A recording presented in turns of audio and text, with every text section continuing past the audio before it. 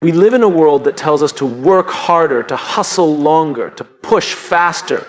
It tells us to show up early, stay up late, and outdo the competition. And while there's nothing wrong with discipline and hard work, we've come to forget something essential, something that quietly sits at the center of it all. That no matter how hard you push, how long you work, or how big your goals are, none of it matters if you can't first understand what's happening in your own mind. The mind, your mind, is the operating system of your life. It's the command center, the filter, the lens. Everything you do, everything you feel, every decision you make is first processed in the space between your ears. And yet, we spend years learning how to fix machines, pass exams, build strategies, and chase metrics, but we're never taught how to sit still with our thoughts. We're taught what to think, but rarely how to think. We're rewarded for outcomes, not awareness. So we grow up achieving, but not aligning. We climb ladders without asking where they lead. We win races we don't even remember signing up for. Let me ask you a question. When was the last time you truly examined the quality of your thoughts? Not just what you were thinking about, but how you were thinking. Was it reactionary? Was it fearful? Was it distracted? Or was it deliberate, intentional, clear? Most of us operate on autopilot.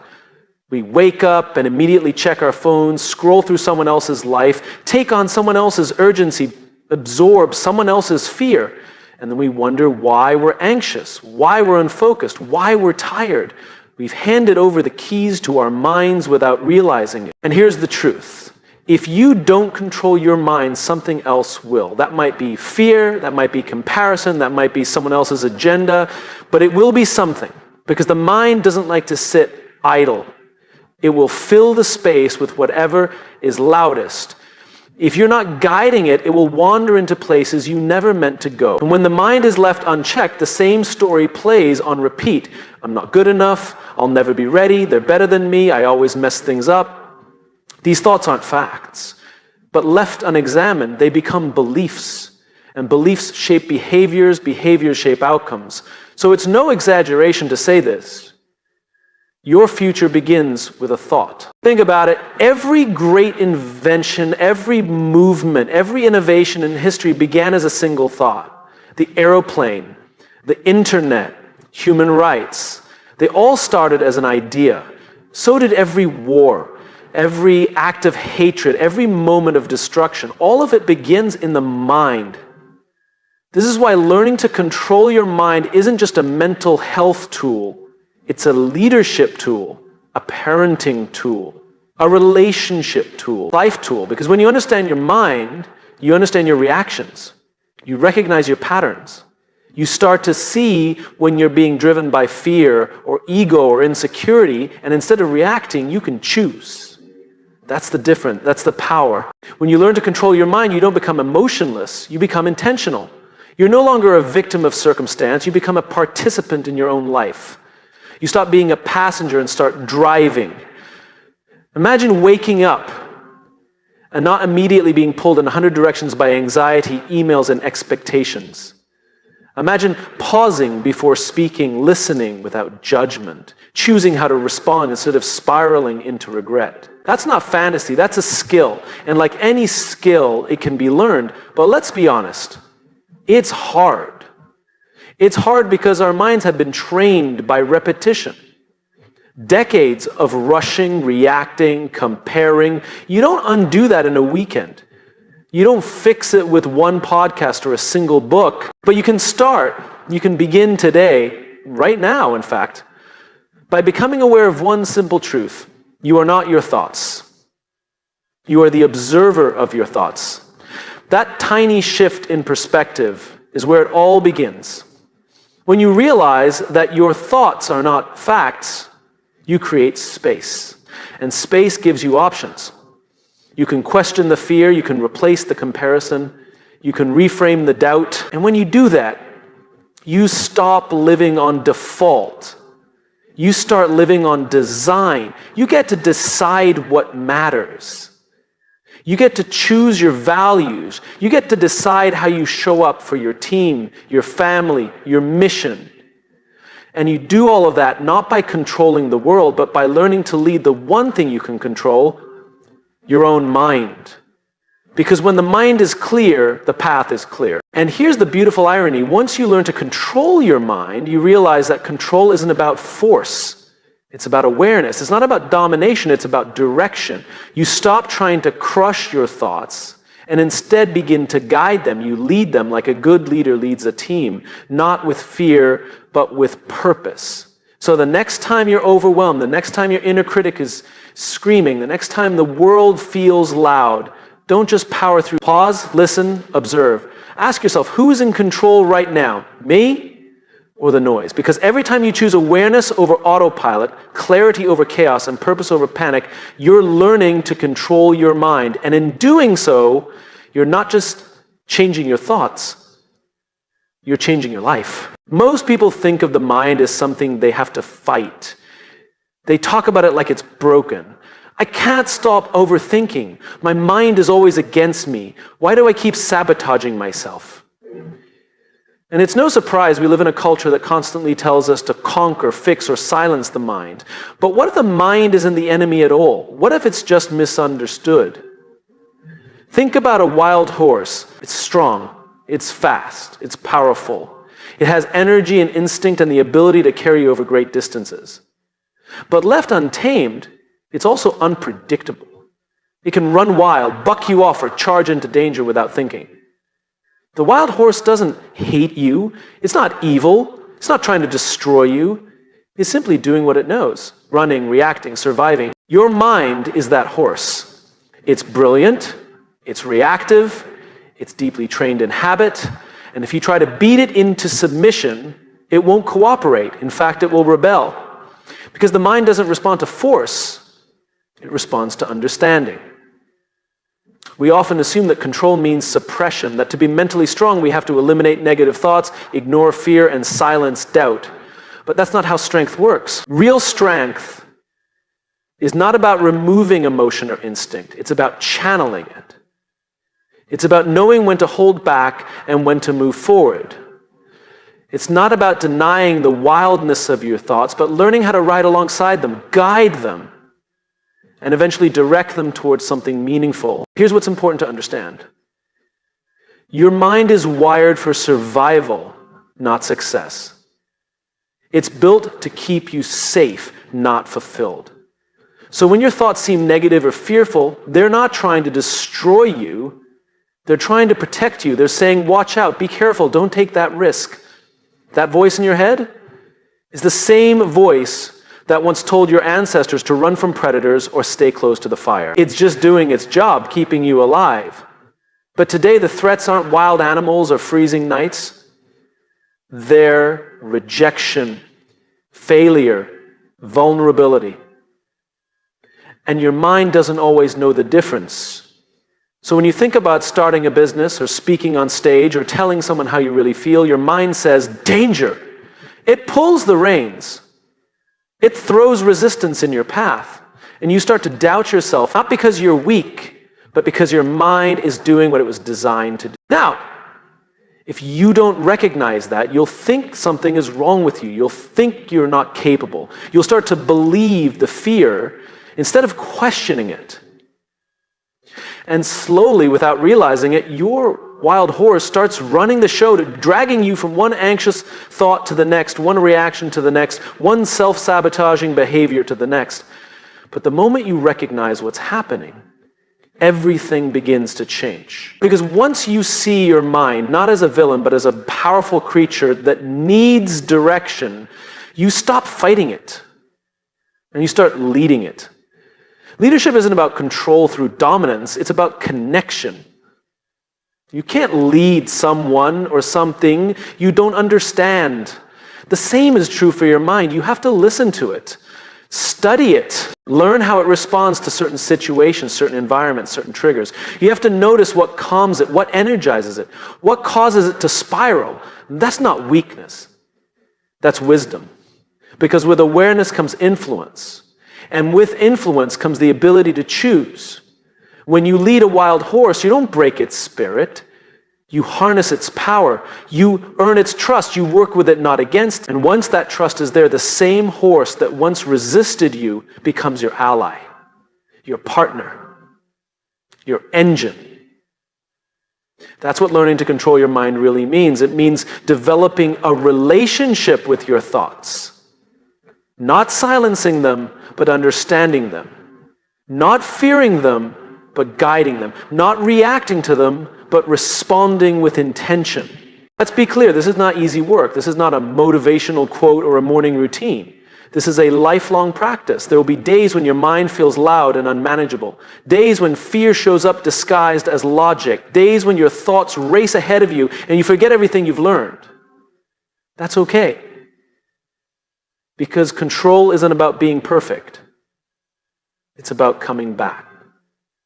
Again and again and again. Every time you bring yourself back to awareness, every time you notice the pattern instead of becoming it, you are strengthening the connection between you and your mind. You are building trust. And over time, that trust becomes resilience. It becomes clarity. It becomes freedom. Because when you know how to guide your mind, you are no longer at the mercy of circumstance. You don't need the world to be quiet in order to find peace. You don't need everything to go right in order to feel steady. You carry your own center with you, not because your mind is silent, but because you've learned how to ride the wildness and still move forward. Imagine what's possible when your energy is no longer wasted on internal conflict. When you stop wrestling with your own thoughts and start directing them toward what matters, that's when creativity flows. That's when leadership sharpens. That's when relationships deepen.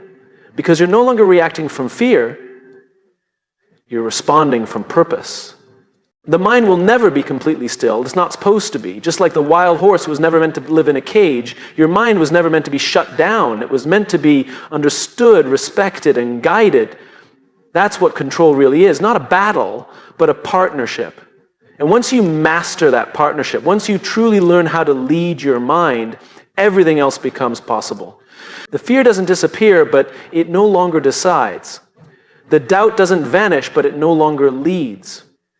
And the wild horse, it doesn't run wild anymore. It runs with you. Powerfully, purposefully, freely. And that is when the real journey begins. There's a word we've been conditioned to fear. Discipline. It sounds harsh, cold, rigid, like something you're forced to do, not something you choose. For many, discipline brings back memories of punishment, of rules enforced, timeouts given, voices raised. So we grow up with this idea that discipline is the opposite of freedom, that freedom is doing whatever you want, whenever you want, that freedom means no structure, no rules, no boundaries. But what if the opposite is true? What if discipline is not the thing that restricts your freedom, but the very thing that creates it? When you look at the people you admire, the ones who lead with clarity, perform with excellence, and live with integrity, what you're really seeing is not luck, talent, or magic. You're seeing the quiet power of discipline, the daily choices no one sees, the inner battles they win before they even step out into the world. We often chase motivation, we wait for inspiration, we talk about willpower as if it's something you either have or don't. But discipline is something entirely different. It's not a mood, it's not a spark, it's decision made consistently, regardless of how you feel. Because here's the truth. Your mind will not always want what's good for you. It will choose comfort over growth, pleasure over progress, short-term relief over long-term fulfillment. And if you let it, it will run your life by whatever feels easiest in the moment. Discipline is what gives you the ability to pause, to interrupt the impulse, to create space between a trigger and your response. And in that space, you get to choose, not based on fear, not based on mood, but based on who you want to be. That's where freedom lives. Freedom is not found in reacting to every urge or following every craving. That's not freedom, that's slavery to impulse. True freedom is having the power to say no, to delay gratification, to hold a boundary, to honor a commitment you made to yourself even after the excitement wore off. Discipline is the muscle that allows you to do that. It doesn't mean you don't feel temptation. It means you have trained yourself to choose purpose over panic, direction over distraction, intention over instinct. And it starts small. You wake up and decide to make your bed, not because it matters to anyone else, but because it's a promise kept. You sit down to write when you don't feel creative. You go for the walk when the couch seems more inviting. You put down the phone even though the scroll is pulling you in. Those are not just actions, they are declarations, statements that say, I am in charge of me. But let's be honest, discipline doesn't feel good at first. It feels uncomfortable, boring, frustrating, because it asks you to act in alignment with your future self, not your current mood. And that means doing things your present self may not want to do for the benefit of a version of you that doesn't even exist yet. But that's what leadership is.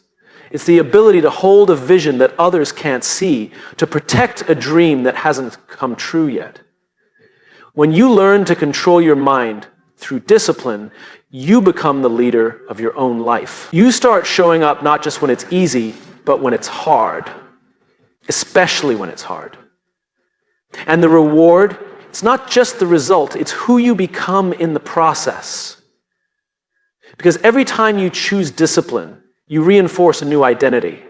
You stop being someone who breaks promises to yourself. You become someone who follows through. And with that credibility comes confidence, not the loud kind, not arrogance, but quiet confidence. The kind that comes from knowing you can rely on yourself. That you'll do what needs to be done, even when no one's watching, especially when no one's watching. Now, that doesn't mean you never rest. It doesn't mean pushing to exhaustion or grinding yourself into burnout. That's not discipline. That's disconnection. Real discipline includes recovery. It includes rest. It includes knowing when to pause, when to say no, and when to take care of yourself so you can continue, because this isn't about punishment. It's about purpose. Think of an elite athlete.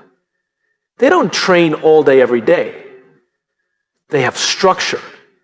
They know when to push and when to pull back. The same is true for the mind. You don't need to be rigid, you need rhythm. You need awareness. You need habits that hold you up when motivation fades, because motivation will fade. Discipline is what takes over when it does.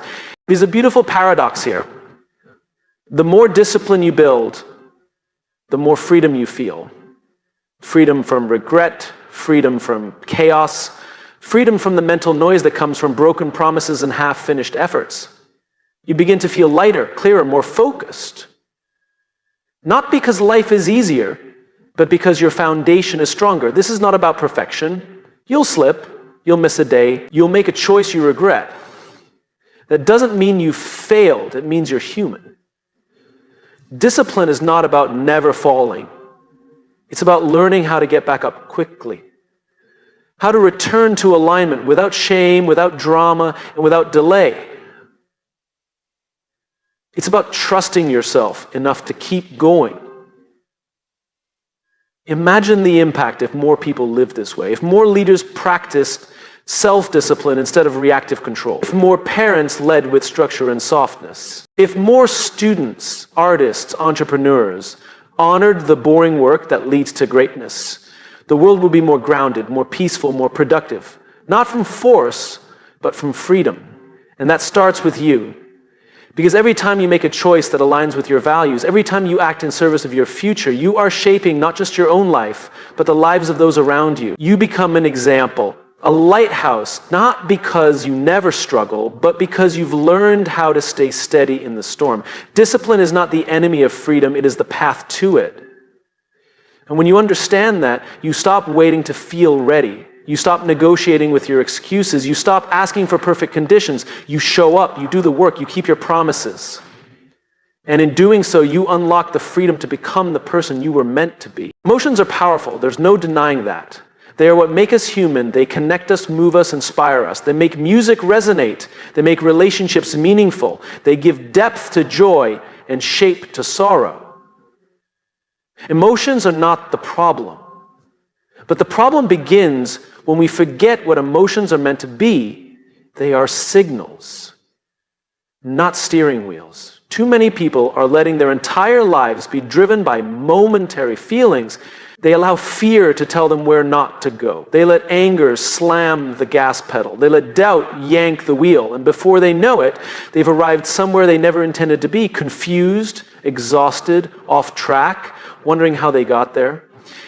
Here's the truth. Most of us were never taught. Emotions are not facts. They are not commands. They are data, not directions. Think of a dashboard in a car. When a warning light flashes, it's not there to scare you, it's there to inform you. Hey, check the engine. Hey, low fuel. The light isn't saying panic now, it's saying pay attention. Your job isn't to throw the car into reverse just because a light turned on. Your job is to understand what it means, assess the situation, and respond with clarity. Emotions work the same way. Fear says something might go wrong. It doesn't say run. Anger says that wasn't fair. It doesn't say explode. Sadness says something mattered and now it's lost. It doesn't say give up. The emotion gives you a signal. It tells you something is happening within you, but it doesn't get to make the decision for you. But we live in a culture of reactivity, a culture that teaches us to chase what feels good and run from what feels bad, a culture that says if it's uncomfortable, it must be wrong. And so instead of building emotional resilience, we learn emotional avoidance. We scroll, numb, avoid, distract, or worse, we obey every feeling as if it's gospel. The problem isn't that we feel. The problem is that we've never learned how to feel wisely. No one teaches us how to sit with discomfort without panicking. No one tells us that emotions rise and fall like tides, that they're not permanent states, but passing waves. We're never taught that you can feel anxious and still take action, that you can feel angry and still speak with respect, that you can feel fear and still move forward. And that is what emotional maturity looks like. Not the absence of emotion, but the ability to recognize it, understand it, and respond in alignment with who you want to be. Think about a great leader, someone you truly admire. They don't lead by emotionless logic, nor are they emotional wrecks. They've learned to listen to their emotions without being led by them. When the pressure's high, they don't react impulsively. They pause, they assess, they respond. That doesn't mean they don't feel the heat. It means they've trained themselves not to let it steer the ship. You can do the same. The first step is awareness, noticing the emotion without judging it. Just naming it can be powerful. This is fear, this is frustration, this is disappointment. When you name it, you separate yourself from it. You remember, I am not the feeling. I am the one observing the feeling. The next step is curiosity. Ask yourself, what is this emotion trying to tell me? Not how do I make it go away, but what's underneath this? You'll be surprised how often the answers are rooted in something deeper. Fear may point to a value you hold. Anger may expose a boundary that was crossed. Sadness may highlight something you care about deeply. Your emotions are messengers. If you ignore them, they get louder. If you listen, they usually soften. And then comes the most important part, choosing your response. That's where your power lives. That's where leadership happens, in the space between the stimulus and your action. It's not about suppressing emotions. Suppressed emotions don't disappear, they go underground. They show up in sarcasm, in tension, in burnout. What we resist persists. So instead of burying emotions, we acknowledge them, we sit with them, and we act from our principles, not our panic. Because when emotions drive the car, we crash into things we care about. We say things we regret. We break trust. We make choices that serve the moment but sabotage the future. And afterward, we're left cleaning up the damage, wondering how we lost control. But when we treat emotions as signals, as information to process, not orders to follow, we lead our lives with integrity. We make decisions that align with our values, not just our moods. We build relationships based on trust, not tension. We create a life that's stable, not reactive. Let's be real. This isn't easy, especially in a world that rewards instant gratification and applauds emotional outbursts. It takes effort to pause. It takes maturity to choose patience. It takes strength to feel deeply and still act wisely. But every time you do, you're rewriting the narrative. You're building trust with yourself. You're proving that you are not ruled by your emotions, you are informed by them. And over time, that becomes freedom, because the less control your emotions have over your actions, the more peace you feel. You stop being tossed around by every trigger, every comment, every spike of fear or dip of sadness. You become steady. Not numb, steady. You feel everything, but you're no longer driven by everything. You're behind the wheel, and your emotions, they're in the passenger seat. Noticed, respected, but no longer holding the map. And that is where true control begins. We've all done it. We've said things like, I'll start when I'm ready, or I'll move forward when I feel more confident, or now's not the right time. We wait. We wait for clarity. We wait for certainty. We wait for permission, even if we don't realize it.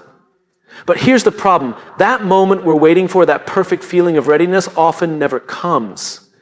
And that's one of the most costly beliefs we carry, the idea that we have to feel ready in order to take control of our lives. Let's think about what it actually means to feel ready.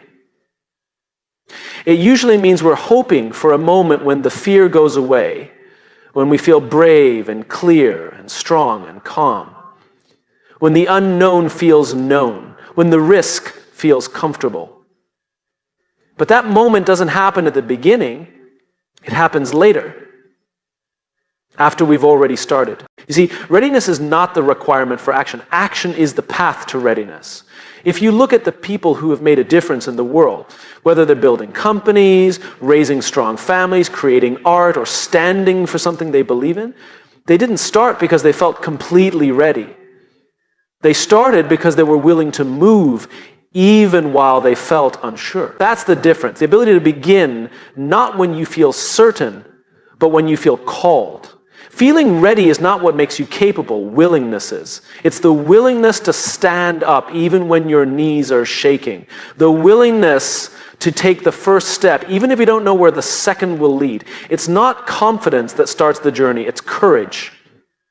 And courage is in the absence of fear, is acting with the fear still present. Think about this. A child doesn't wait to feel ready to learn how to walk.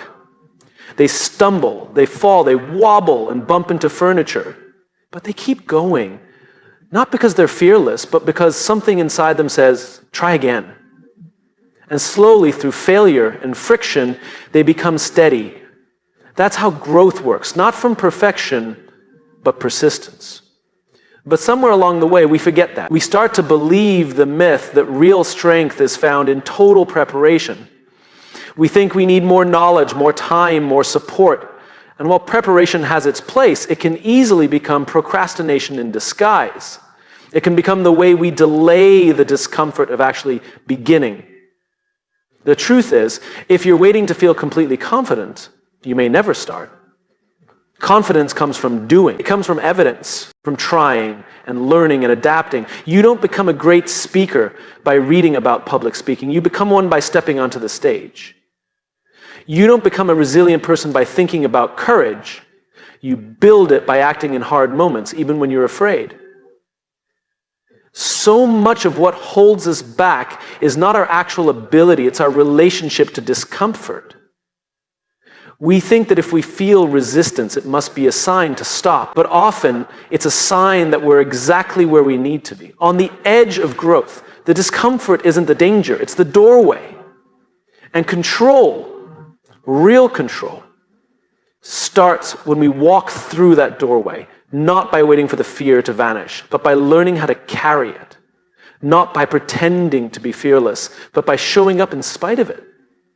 There's a moment in everyone's journey when they realize no one is coming to hand them the perfect moment. There is no ideal version of yourself waiting in the future with a cape and a checklist. There's just you right now and the next decision you get to make. That's where power lives, in choosing action over avoidance, in choosing movement over mental rehearsal, in choosing to show up messy, uncertain, but present. You do not need to be 100% sure to start. You just need to be 10% brave. Brave enough to try. Brave enough to fail. Brave enough to stay with the process even when the outcome is unclear. And yes, failure is part of it. You will fail. It's not a threat, it's a promise. But failure is not the opposite of progress, it's a prerequisite for it. Every mistake gives you data. Every stumble gives you insight. The people who seemed the most in control are not the ones who avoided failure, the ones who kept showing up after it. And when you do that enough, something changes. Not just in the outcome, in you. You start to trust yourself. You start to see that you can handle more than you thought, that you can survive the embarrassment, that you can bounce back from disappointment. And slowly, the fear starts to lose its grip, not because it goes away, but because it no longer owns you. So if you're waiting to feel ready, let me offer you this. Maybe it's time to stop waiting. Maybe it's time to step forward while you're scared. Maybe the only thing between who you are now and who you could become is the willingness to start before you're fully prepared. Because the people who changed their lives and the lives of others are not the ones who had it all figured out. They are the ones who chose to act when it was uncomfortable. They are the ones who knew that control isn't something you're handed, it's something you create. One decision at a time. One brave moment at a time. You don't have to feel ready to take control. You just have to begin.